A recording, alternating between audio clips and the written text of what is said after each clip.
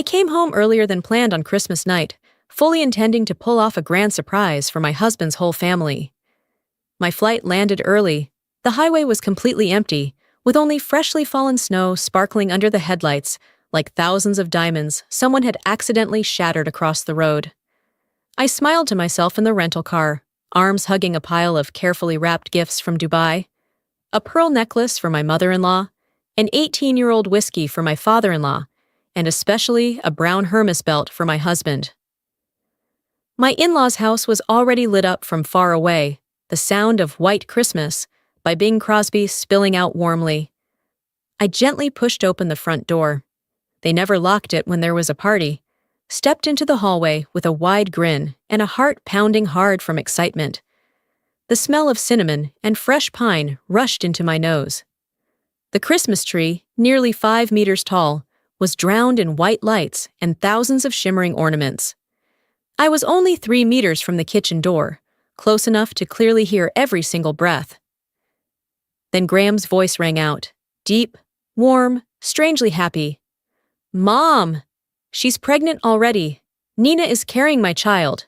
We're about to become a real family." The world didn't collapse. It simply stopped spinning. I stood there, in my in-laws' hallway, holding the Christmas gifts, wearing the red cashmere sweater that Graham himself had picked for me last year, with a goofy reindeer stitched on the chest. The pile of gifts in my arms suddenly felt as heavy as lead. The square Hermes box pressed into my ring finger, where the 8-year wedding ring still sat quietly in place, now looking ridiculous. My mother-in-law was silent for a few seconds, then her voice trembled. "Oh my God, Graham! What about Linda?" Graham laughed. That relieved kind of laugh from someone who had just put down a heavy burden. "I'll tell Linda after the baby is born. I don't want to ruin everything. Nina's already in her 4th month, Mom. It's a boy." I didn't scream. I didn't drop the gifts on the floor. I just quietly turned around, as gently as when I came in, and closed the door without a sound. Snow was still falling outside, beautiful in a cruel way. I got into the car, started the engine, turned on the heater, and drove back to the house that the two of us once called our home. On the way back, memories rushed in like a slow, malicious rewind. We met at a real estate conference in Dallas. I was there with my boss, taking notes on contracts and presenting data. He was on stage, talking about the future of the housing market like it was a Hollywood blockbuster. We bumped into each other at the coffee counter during the break. He cracked a joke, I laughed, and everything started that simply. 2 years later, we got married in a small wedding in Austin. Nothing too grand, just family, a few close friends, a few glasses of wine, and one clumsy dance under yellow string lights. My parents liked him. His parents adored me. Back then, everyone thought we were a match made in heaven. We bought a house in a neighborhood that the realtor called the perfect place to raise children. Clean streets, green trees, good schools, neighbors constantly dropping off baked goods, and a homeowners association that met so often I wondered if they had real lives at all. Graham's career took off quickly. He sold more houses, met more people. His phone was always ringing. Clients booking showings, networking invitations. My career was doing fine too. Good salary, packed schedule, meetings, deadlines. From the outside, we became the kind of couple neighbors whispered about as a power couple. Nice cars in the driveway, polished outfits, smiling side by side in group photos every holiday. On Thanksgiving, we stood in the kitchen talking about interest rates, house prices, market futures like it was small talk about the weather. Looking at us, life looked like a dream. It was just that, like every dream that lasts too long, it slowly turned into habit. Habit turned into boredom. And boredom turned into that Christmas night. If I look back closely, I should have seen it coming. All the signs were already there, so obvious that now, thinking back, I just want to slap myself. Graham started coming home late more often about 8 months ago. Difficult clients, urgent contracts, appointments that couldn't be moved. He changed his cologne, said the old one was discontinued, but the new scent felt younger, sharper, like the smell I'd catch on girls walking past my office. Then suddenly, he got serious about going to the gym. Came home tired, showered, slept. Weekends were busy with clients. And me? I buried myself in work, in emails, in projects, in the comfort of believing I knew what cheating men looked like, and that my husband could never be one of them. I was too busy to connect all the small clues together. Too busy to realize that the things I used to advise other people about, I never applied to myself. I was confident that my marriage was immune to betrayal. And of course, I was completely wrong. The car stopped in front of our garage. The house that now felt empty and cold, even though the heating system was still running at 26 degrees. I stayed in the car another 10 minutes, staring at the automatically lit house, staring at the tree Graham and I had decorated together last week before I flew to Dubai, staring at the cotton Santa hanging by the door. A Santa that now looked like a clown laughing at me. I didn't cry. I just smiled. The kind of smile people have when they realize they've just been played in a card game so beautifully it was almost perfect. And Graham, my love, you just handed me all the best cards on the table with your own hands. This Christmas is going to be very interesting, I promise. I called Daniel, my best friend. And also a lawyer. He picked up on the second ring. On the other end of the line, there was laughter, Christmas music, the sound of glasses clinking. Linda, you're back early? I thought you said you wouldn't be back until tomorrow? I swallowed. I need a lawyer, I said. A divorce lawyer. The best one you know. All the noise on the other end sounded like someone flipped a switch. I heard a door close. What happened? I told him everything. From coming home early, the hallway, the kitchen door, Graham's words, the name Nina, the pregnant belly, 6 months, the plan, the way he intended to tell me after the baby was born. Daniel was quiet for a long time. Then he asked, "Where are you right now?" "I'm home." "Don't stay there," he said immediately. "Pack your things and go to a hotel right now, Linda." "I'm serious." "Why?" "Because you need a clear head, and you can't be clear in the house where you lived with him." He kept talking, not giving me time to react. "Because you shouldn't be there when he comes home and starts asking questions, because you need space to process all of this before you do anything stupid." He paused a little. "And because you need to collect evidence before he knows that you know." "Evidence?" "Texts, emails, call logs, bank statements, everything. If this has been going on for 6 months, there will be traces. You have to find them before he gets a chance to erase them." I understood immediately. Data, patterns, pieces that could be rearranged into a complete picture. "I'll send you some names," Daniel said. "Lawyers who specialize in things like this. But listen to me, Linda. Don't confront him. Don't tell him that you know. Not until you've talked to a lawyer and protected yourself." "Protected from what?" "Financially, legally, mentally. He's been planning this for months. You just found out tonight. He's 6 months ahead of you. You need to catch up before he makes his next move." I knew he was right. I really did. But inside me, there was still a part that wanted to drive back to my in-laws' house, walk straight into the kitchen, and look at Graham's face when he saw me. I wanted to see him panic, wanted to see him stutter, but I didn't do it. Because Daniel was right, and because underneath the shock and the pain, something else had started to move. Cold, precise, methodical, Graham had planned this. He had calculated when to tell me. How to tell me. He had probably already talked with Nina about what the divorce would look like, how the assets would be divided, what story they'd tell the world. He had turned my marriage into a project that he was managing. Ironically, I am very good at managing projects. He just never knew that. I packed a bag, a few clothes, toiletries, laptop, the external hard drive where I keep backups of everything important. I moved through my own house like a shadow, looking at everything with completely different eyes. The photos on the walls, lies. The sofa set we chose together, props in a play I didn't know was heading toward its final act. The bed. The place where he had pretended intimacy while secretly planning to leave me. July. The last time we slept together. I thought it was when we reconnected. Turns out he may have been comparing, making sure he had chosen the right person before deciding. I opened the cabinet where we kept important documents: marriage certificate, house documents, tax files, insurance. I took photos of everything with my phone, uploaded them to a new cloud account he didn't know the password to. Then I sat down at the computer in the shared home office, the machine we both used to pay bills, shop, store photos. He had his own laptop. I had mine. But this one had always been considered neutral. We knew each other's passwords. Why hide? We were married, after all. I logged into Graham's email. My job had taught me how to handle data, how to filter information, find patterns, connect scattered pieces into a full picture. And I started connecting. That relationship started in August, exactly like what I had overheard. I found a hotel invoice, a luxury room booked on the exact night he said he was out of town on business. I remembered that night very clearly. I was home alone, eating bread and watching a travel show. I thought he was in another city.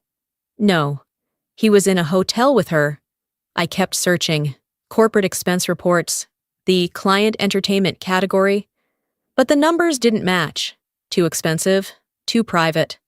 2 main courses, 1 dessert to share, bottles of wine that cost more than our entire weekly grocery bill. I saw his calendar. Strange gaps, repeated emergency meetings. Everything started lining up into a clean timeline, like a tightly managed project. But that project was betrayal. I stood up and opened his closet. Everything was still neat, like always. Suits arranged by color, because yes, my husband is that kind of person. But then I saw it. A small gift bag shoved deep behind the winter coats. I pulled it out. Inside was a receipt from Tiffany, dated 2 weeks ago. Amount, $3,200. My hand instinctively touched the engagement ring on my finger. The ring I received 10 years ago, price $1,800. Clearly, inflation doesn't just affect everything, it also affects his romance. And just like Daniel said, when you find one thing, there are always more. I found a second phone, hidden inside his gym bag. I turned it on. No password. Basic mistake. A message thread saved under just the name L, going back for months. Future plans. Talking about baby names. Imagining the house they wanted to live in together. But the final blow wasn't those loving words. It was a message sent 3 days ago. Just a few more months, and everything will be over, and we can officially be a real family. I promise, baby. I stood there, holding the phone, feeling the blood in my body turn cold. He had planned it all, waiting until she gave birth, then telling me, as if that was some kind of kindness. I took screenshots, sent everything to the cloud, organized them into a clear timeline. 6 months, 6 months of betrayal, 6 months of lies, 6 months where he thought I had no idea, almost midnight before I was done. I had been sitting in front of the computer, walking around the house, watching my marriage fall apart into a messy timeline of hotel invoices, card statements, calendars, and deleted messages. My phone kept vibrating the entire time. I muted it. When I finally looked, I saw everything. 19 missed calls from Graham, 27 messages. Just those messages alone were enough to tell a whole story. Where are you? I'm at my parents' house, and you're not here. Linda, my parents said you came back this afternoon. You're starting to make me worried. This isn't funny. Where are you? If you don't answer, I'll call the police. Please text me back so I know you're safe. I almost laughed when I read the last line. Let him know I was safe, as if the one in danger here was me, as if I was the one who needed protection. I sent back a short reply. Flight got delayed. I'll be back tomorrow. Don't wait up. Almost immediately, a reply came back. Thank God I was worried to death. I was afraid something happened to you. Love you so much. Can't wait until tomorrow. Love you so much. Can't wait until tomorrow? Empty words. Lines that just hours earlier, he had probably typed the exact same way to Nina. Maybe while laughing in his parents' kitchen, between plates of Christmas cookies. between conversations about the new family future he had just told his mother about, like a project he had already completed in his head a long time ago. That night at the hotel, I didn't sleep. I started building a file. Daniel had introduced me to people who could help. I knew calling this late was too late, but I couldn't wait any longer. The first call was to Robert, a private investigator, the best of the best. "This is Linda. Daniel gave me your number," I said when Robert picked up. "I need you to follow someone. Full coverage, digital, physical, financial, everything." There was a pause on the other end. "Who's the subject?" I spoke very slowly. "My husband." He exhaled. I read out the apartment address. "A woman named Nina, about 26 years old, pregnant. I need everything." The second call was to Patricia, a forensic accountant. If Graham moved money, she would track every single cent. By 2 in the morning, I had a full team. By 3 in the morning, I had accessed every bank statement, every credit card transaction, every line of money leaving our joint accounts. By 4 in the morning, I found it. The investment Graham had bragged to me about 6 months ago. The apartment at 1247 Oak Street. Purchase price $70,000, pulled directly from the mortgage credit line of our marital home that I had personally signed to approve. He used my money to buy his mistress a nest. Thinking about it, I suddenly found it funny. I found the baby registry, Pottery Barn Kids, West Elm. Brands he used to complain were too expensive and unnecessary. What card did he use? Our joint card, the crib, technically half mine, the designer stroller, marital property. I laughed at 4:30 in the morning, out loud. Graham thought he was smart, thought he erased his tracks. But when you marry a woman who once wrote a research paper on how to trace hidden assets, you should really think one step ahead. The next morning, Robert called back with his first update. Nina works at a bar studio downtown. Makes around $30,000 a year. Their relationship has lasted 11 months. They met when Graham sold her friend an apartment. Patricia called right after that. She found nearly $20,000 more in spending. Baby furniture, maternity clothes, prenatal vitamins, all from the joint account. By noon, I had a complete financial picture. By 2 in the afternoon, I had finished drafting the divorce petition. By 4, I had filed it with the court, requesting an emergency hearing on the grounds of dissipation and misuse of marital assets. By 5 in the evening, when Graham texted that he'd be home late because his car had issues, I was sitting in my private attorney's office. Yes, I hired an attorney, because representing yourself is the stupidest thing a person can do in a situation like this. The plan was very simple. Serve him the divorce papers right at the gender reveal party. I found the invitation on his burner phone. Saturday afternoon. At Nina's apartment. Her friends and family would gather, laughing, chatting, waiting for the moment the balloon would burst with pink for a baby girl. Olivia looked at me with a mix of admiration and a slight shiver. "You're planning to have him served at the baby shower?" "Gender reveal," I corrected. "And yes, I'll be there too. Robert will be there too. I want everything recorded." "Linda, this is a bit cruel," Olivia said softly. I looked straight into her eyes. "He used my money to raise a child for his mistress. He bought her an apartment using the mortgage credit line on our marital home. Cruel is still too soft a word for what he deserves." Olivia smiled, the kind of smile lawyers have when they understand very clearly the line between morality and justice. "The emergency hearing has been scheduled for next Monday. Judge Morrison, you'll have 10 days to gather all evidence. Make this file airtight." I nodded. It already was. But I still wanted it perfect. That night, I went home and cooked. A real meal. The pot roast Graham liked the most. I set the table with the nicest dinnerware we had. Lit candles. Wore the dress he once said made me look the most like myself. When he came home at 9 p.m., still carrying her familiar perfume on him, he stopped in the kitchen doorway. "Why so fancy today?" "I just wanted to do something nice," I said, my voice sweet as sugar. Feels like it's been a long time since we had a real dinner together. He looked at me, uncomfortable, confused, guilty. Good. We ate in silence, disguised by meaningless small talk. He talked about clients that didn't exist. I talked about a day that wasn't real. We were both lying, but only one of us knew she was watching a play. "I love you," he said, reaching out to touch my hand. I looked at him and saw nothing. The man I married seemed to have disappeared. Or maybe he never existed.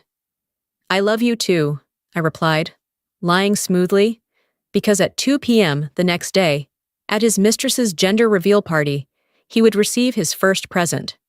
And 10 days later, in front of a judge, he would receive the second one.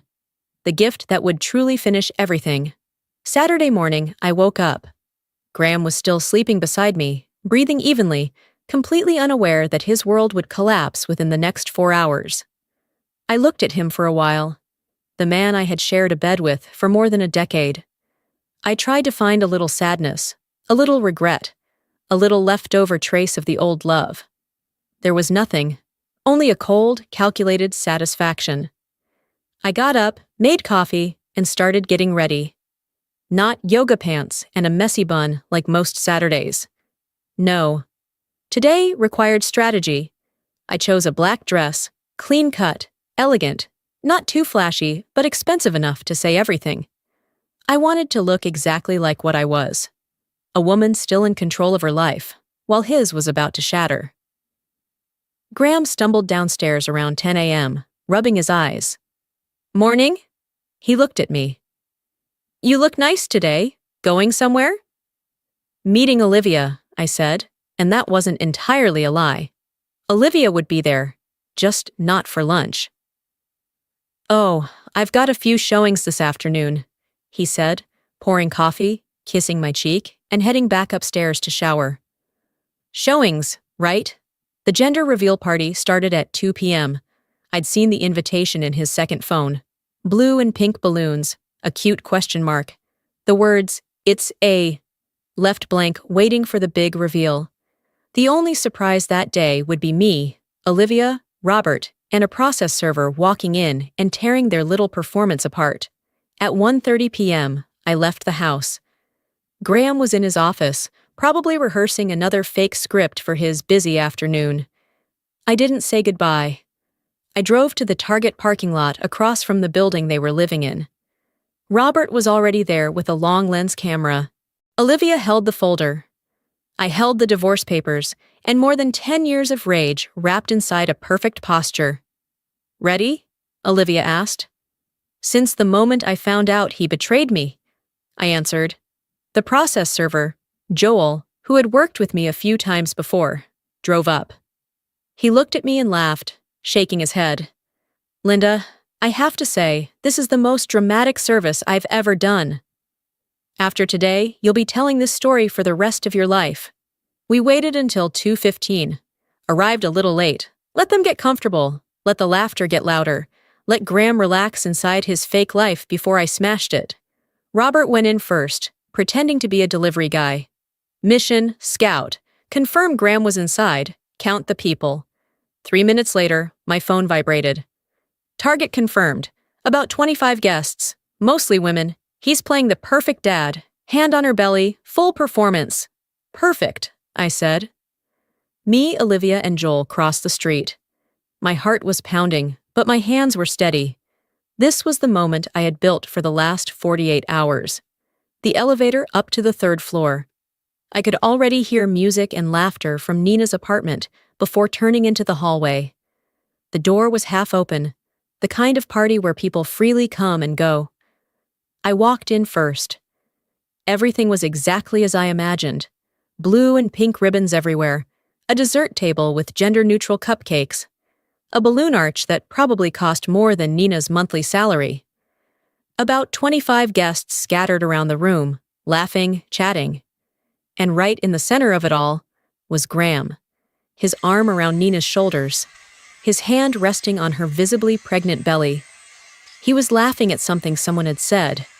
He looked happy, truly happy, happier than I'd seen him in years. Then he saw me. The smile vanished like someone flipped a switch. His hand dropped from her waist. His mouth opened, but no sound came out. Nina followed his gaze, saw me standing in the doorway, and her face went from confused to panicked in less than 2 seconds. "Hi, husband," I said, walking into the room like I was an official guest. "Surprise!"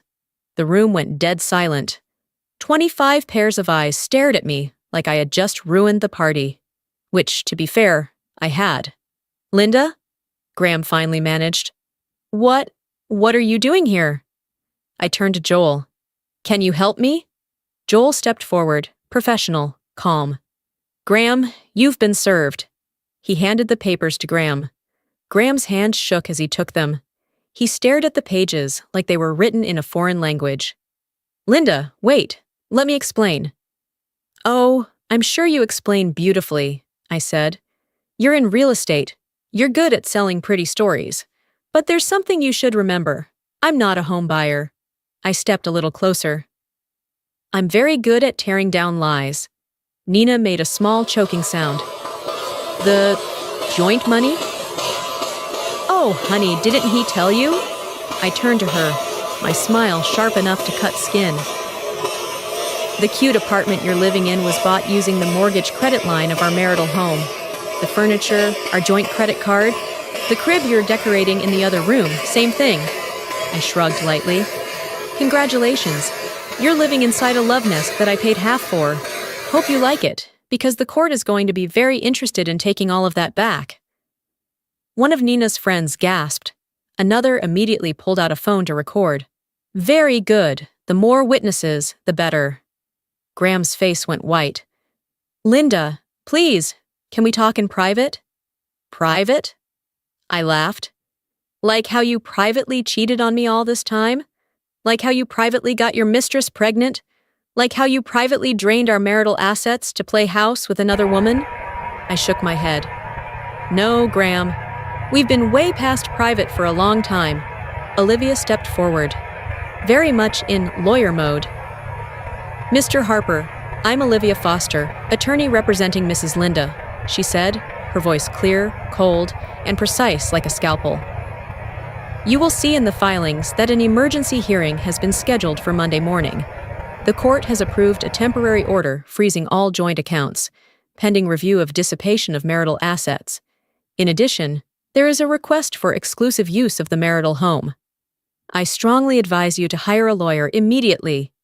Graham looked like all the blood had been drained from him. "Very good." Nina started crying. "You told me you were already divorced. You said it was all done." That almost made me laugh. "You told her we were divorced?" I turned back to Graham. "Is that the story you chose to tell? So what was I then? The extremely devoted ex-wife still living with you, sleeping in the same bed, and conveniently funding your new relationship?" "I was going to tell you," Graham stammered. "I was going to tell both of you." "After the baby was born?" I asked. I looked straight at him. "Graham, you should check your bank accounts."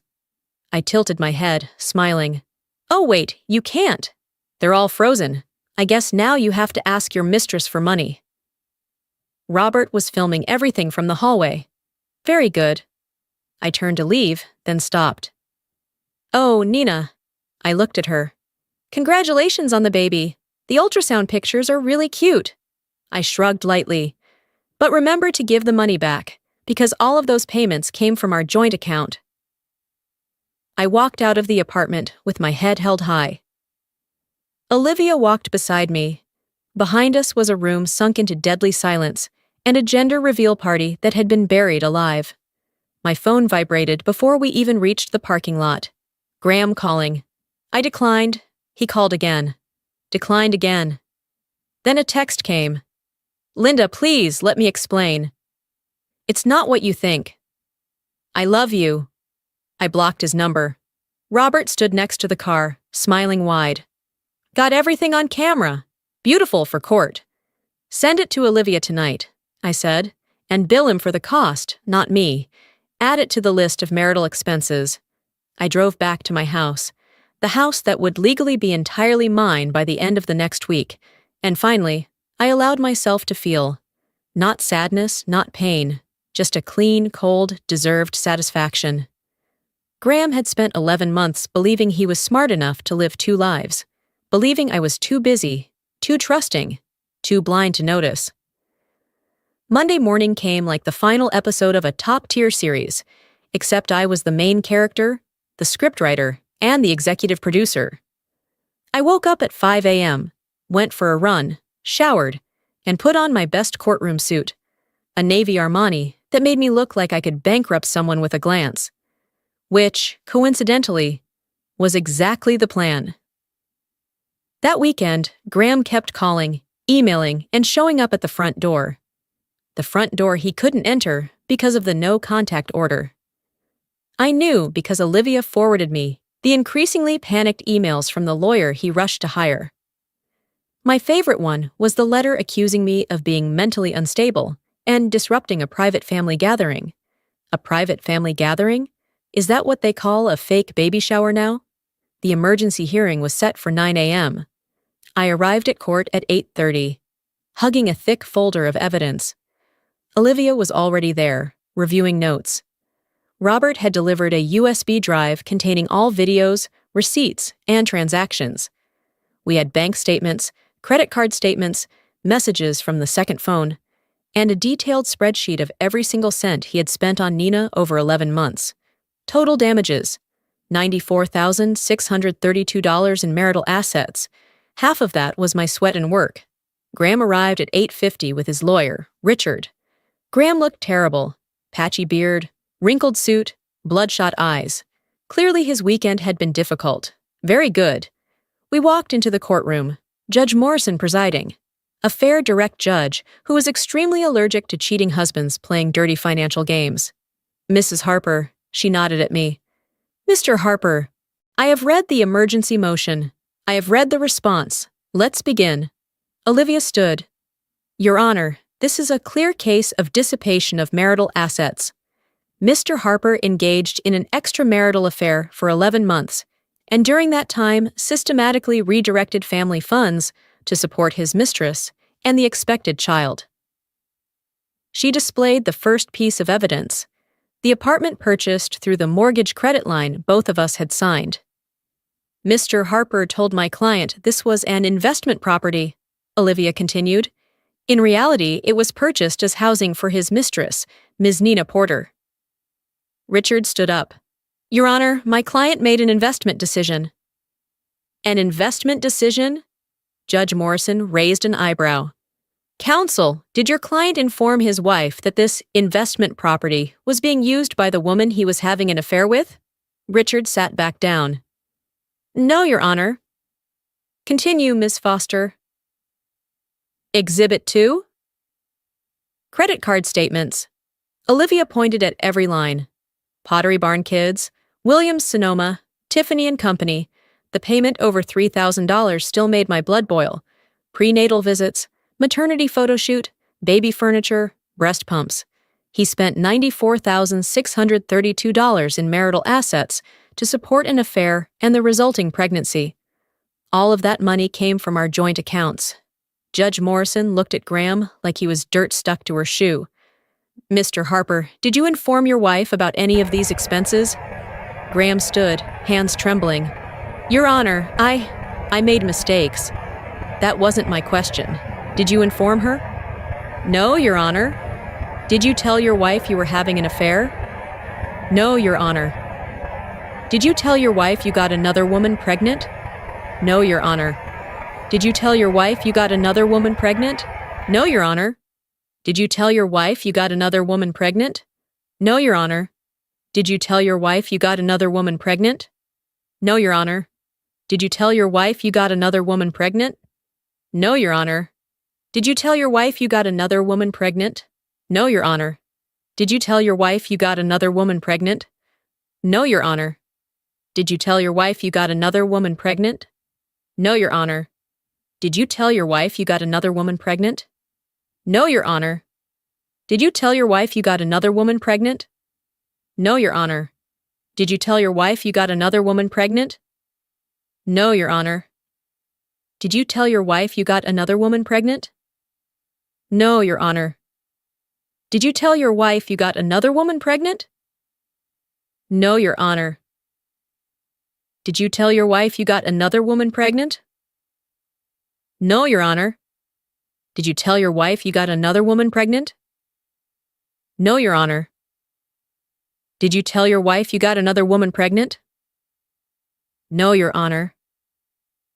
Did you tell your wife you got another woman pregnant? No, Your Honor. Did you tell your wife you got another woman pregnant? No, Your Honor. Did you tell your wife you got another woman pregnant? No, Your Honor. Did you tell your wife you got another woman pregnant? No, Your Honor. Did you tell your wife you got another woman pregnant? No, Your Honor. Did you tell your wife you got another woman pregnant? No, Your Honor. Did you tell your wife you got another woman pregnant? No, Your Honor. Did you tell your wife you got another woman pregnant? No, Your Honor. Did you tell your wife you got another woman pregnant? No, Your Honor. Did you tell your wife you got another woman pregnant? No, Your Honor. Did you tell your wife you got another woman pregnant? No, Your Honor. Did you tell your wife you got another woman pregnant? No, Your Honor. Did you tell your wife you got another woman pregnant? No, Your Honor. Did you tell your wife you got another woman pregnant? No, Your Honor. Did you tell your wife you got another woman pregnant? No, Your Honor. Did you tell your wife you got another woman pregnant? No, Your Honor. Did you tell your wife you got another woman pregnant? No, Your Honor. Did you tell your wife you got another woman pregnant? No, Your Honor. Did you tell your wife you got another woman pregnant? No, Your Honor. Did you tell your wife you got another woman pregnant? No, Your Honor. Did you tell your wife you got another woman pregnant? No, Your Honor. Did you tell your wife you got another woman pregnant? No, Your Honor. Did you tell your wife you got another woman pregnant? No, Your Honor. Did you tell your wife you got another woman pregnant? No, Your Honor. Did you tell your wife you got another woman pregnant? No, Your Honor. Did you tell your wife you got another woman pregnant? No, Your Honor. Did you tell your wife you got another woman pregnant? No, Your Honor. Did you tell your wife you got another woman pregnant? No, Your Honor. Did you tell your wife you got another woman pregnant? No, Your Honor. Did you tell your wife you got another woman pregnant? No, Your Honor. Did you tell your wife you got another woman pregnant?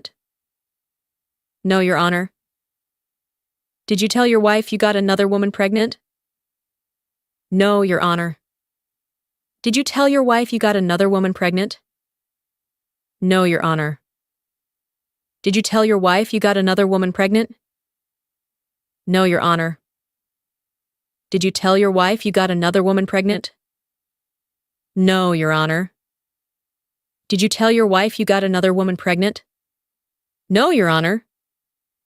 Did you tell your wife you got another woman pregnant? No, Your Honor. Did you tell your wife you got another woman pregnant? No, Your Honor. Did you tell your wife you got another woman pregnant? No, Your Honor. Did you tell your wife you got another woman pregnant? No, Your Honor. Did you tell your wife you got another woman pregnant? No, Your Honor. Did you tell your wife you got another woman pregnant? No, Your Honor. Did you tell your wife you got another woman pregnant? No, Your Honor. Did you tell your wife you got another woman pregnant? No, Your Honor. Did you tell your wife you got another woman pregnant? Your Honor. Did you use marital funds your wife also earned, to support that relationship? Graham's jaw tightened. Yes, Your Honor. The judge wrote something down. Ms. Foster, what are you asking? Olivia answered, immediate reimbursement of dissipated funds exclusive use of the marital home, ownership of the jointly owned vehicle, and an order to sell the apartment purchased for the mistress, with proceeds returned to the marital estate. Richard weakly objected. Your Honor, Miss Porter is 7 months pregnant and currently residing there. Mr. Harper should have considered that before using his wife's money to house his mistress, the judge replied coldly. The court orders as follows. Mr. Harper has 72 hours to vacate the marital home. Mrs. Harper is granted exclusive use of the home pending final divorce. The apartment is to be immediately listed for sale. The proceeds will be held in escrow. All joint accounts remain frozen, except for a $2,000 monthly allowance to Mrs. Harper. Mr. Harper may petition for access to any separate accounts if he has any. Graham's face turned gray. He didn't have separate accounts. Everything was joint. Furthermore, the judge continued, Mr. Harper is ordered to repay $94,632 to the marital estate within 90 days. If he is unable to pay, the court will attach the debt to his future income. Richard tried. Your Honor, my client has ongoing financial obligations. He should have thought about that before deciding to support a second family. Court is adjourned. We walked out of the courtroom. I felt like I was floating. Behind me, I heard Richard trying to explain to Graham that yes, this was really happening, and no, there wasn't much they could do to change it. Graham ran after me in the hallway. Linda, please, can we talk for a bit? I stopped, turned around, looked straight at him. Talk about what, Graham? About how you lied to me? About how you took our joint money to support another woman? About how you bought her a $3,200 Tiffany ring while I'm still wearing the $1,800 ring from 10 years ago? He mumbled, I didn't mean to hurt you. I laughed. You only meant to lie, cheat, steal, and get someone else pregnant while you were still my husband. Hurting me was just an unwanted side effect, right?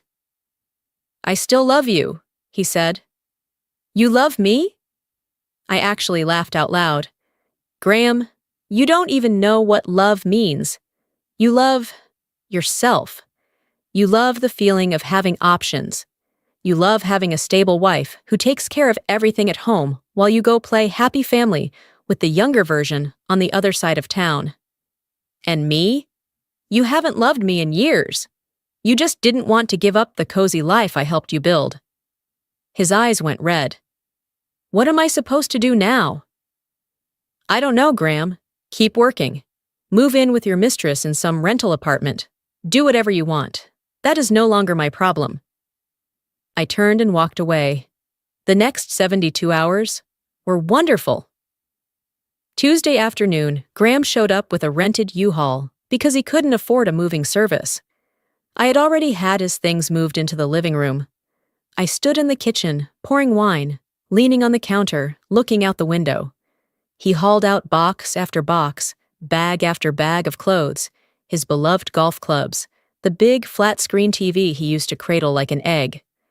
I kept everything that actually mattered: the house, the furniture, the art on the walls, the kitchenware, the nicest dishes, and most importantly, the feeling that this was my home.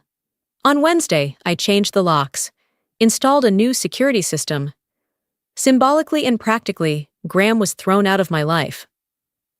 On Thursday, Robert called. You're going to love this. Graham just tried to return the Tiffany ring. They refused. Engagement pieces are non-refundable. He lost the full $3,000. I laughed until I cried. On Friday, Olivia called with an update. The apartment was officially on the market. Nina was packing up, getting ready to move back in with her parents. And Graham's mother had called his lawyer, asking if she was obligated to put money in to help her son. Her voice did not sound happy. By the following Monday, exactly 1 week after the hearing, I had everything in my hands: the house, the car I was driving, our bank accounts unfrozen, and, above all, my self-respect. And Graham? What did he have?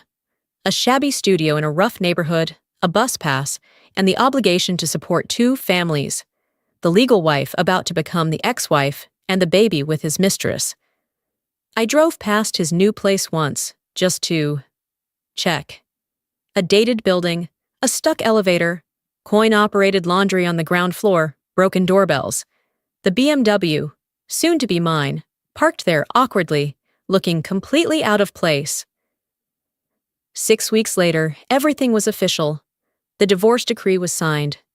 I got the house, 5 years of spousal support, the BMW. Nina had a baby boy a few months later. I know because the birth announcement showed up on Facebook. A few mutual friends couldn't resist the drama and shared it. Baby boy, 7 pounds 3 ounces. The most interesting part, not a single word mentioned Graham. No baby's father, no Harper family.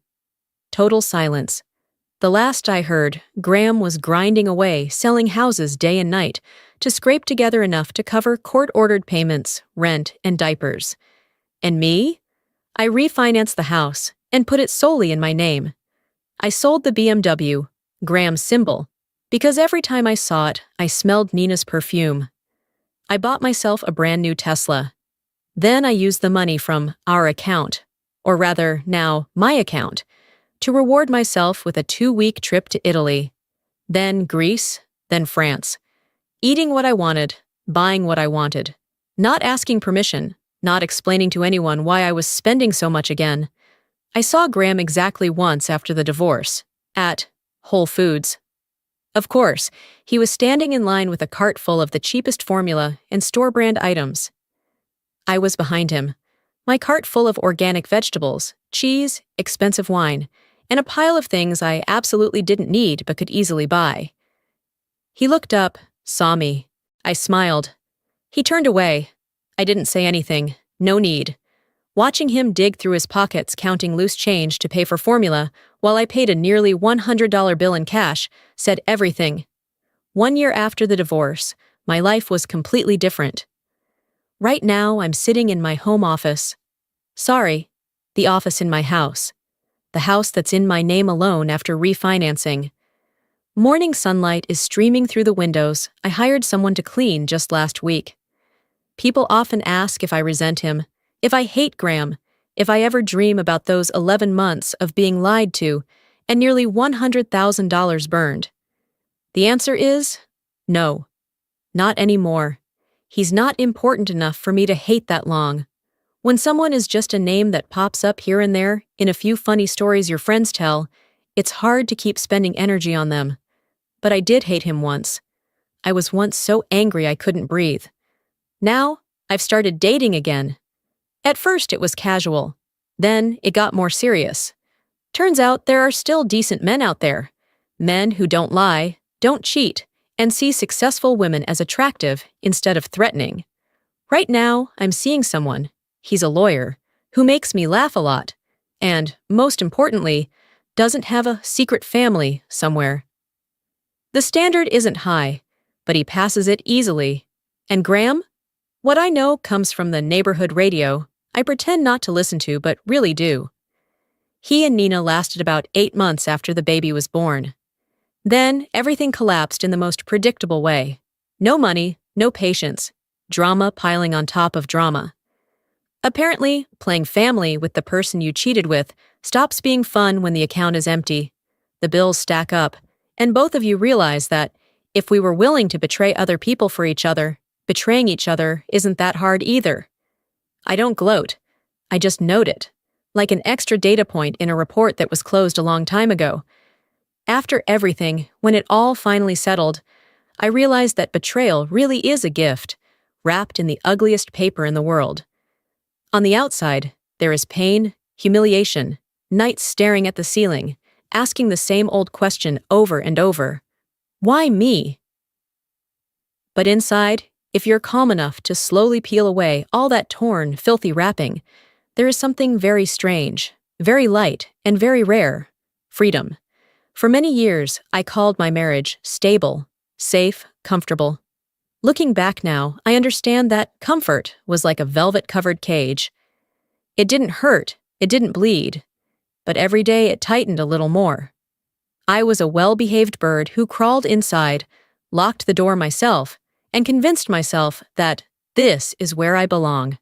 And that affair, That Christmas night at my mother-in-law's house, that moment I stood behind the kitchen door, hearing my husband talk about his new family, was the rough hand that ripped the cage open, shoved me out of my safe zone, and forced me into a life I never even dared to imagine could be this good.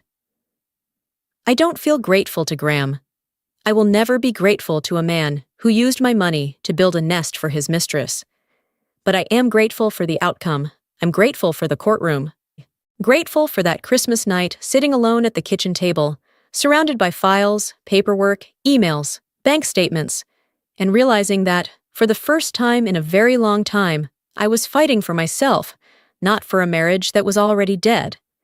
It turns out, the best revenge isn't watching the other person collapse, but living so well that they are forced to look, forced to know, forced to understand what they lost. There are quiet nights when I think back to that hallway in my mother-in-law's house. If that day I had walked into the kitchen, thrown all the gifts on the floor, screamed, cried, cursed, smashed a few plates, people would probably say, "That's normal, anyone would do that." But I didn't react. I just stood still, watched, recorded every word, memorized every detail, stepped back, walked to the car, drove home. That moment, which so many people would call weakness, was, to me, the line between victim and winner. I didn't let Graham, his mother, or anyone in that kitchen that night decide my story. I rewrote it myself, with strategy, with evidence, with the law. He underestimated me. Like so many men still underestimate women, thinking women only cry loudly, act impulsively, lack logic, can't plan. And he paid for it. People ask me, "If you suspect your husband is cheating, what should you do?" I don't say forgive, and I don't say make a big scene to feel better. The only thing I say is trust your instinct, then calmly go look for the truth. Save evidence, messages, emails, calendars, statements, photos, everything. And find a lawyer before you confront. Don't walk into a battlefield with empty hands, carrying only a broken heart. Carry a file. And if anyone listening to this is on the other side, sending messages you don't want your spouse to see, living a second life in hotels, in secret apartments, in business trips that last too long, then my advice is very simple. Divorce first. Leave properly, cleanly, honestly, because lying to an ordinary person is already bad. Lying to a divorce lawyer is you signing your own sentence. If you're still listening right now, maybe you're standing somewhere like I once stood, in a hallway of a house, on the edge of a relationship, arms holding something very heavy, a bag of gifts, a child, a pile of bills, or just your own pride. And you just heard a sentence that cracked your whole inner world open. I can't promise it will hurt less tomorrow, but I can tell you this. Sometimes what you think is the end is just the way life gently, or cruelly, turns the key and opens a door you've been sitting behind for far too long.